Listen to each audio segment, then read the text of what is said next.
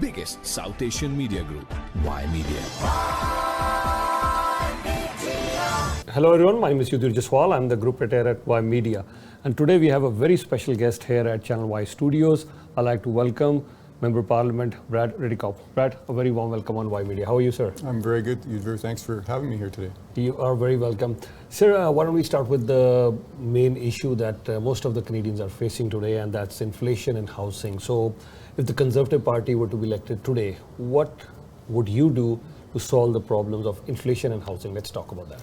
Well, you've hit the nail on the head. When I talk to people, wherever they are, whether they're in Saskatchewan, where I'm from, or here in the GTA or across the country, the cost of living, cost of housing, those are the things that are top of mind to people and making life very difficult for people.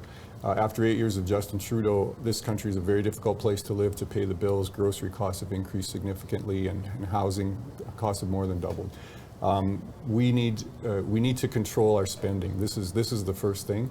The Liberal government has increased the government spending in a huge amount over the last years, not even considering the impacts of COVID. And what this has done is put a lot of upward pressure on demand for money. This has caused interest rates to go up, and this has caused inflation.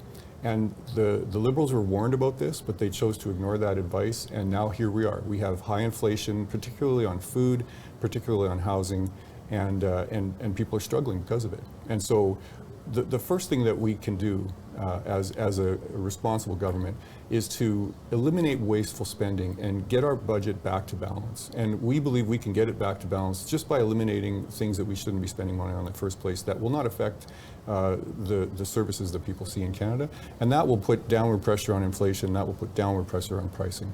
Right. And The biggest South Asian media group, Ymedia.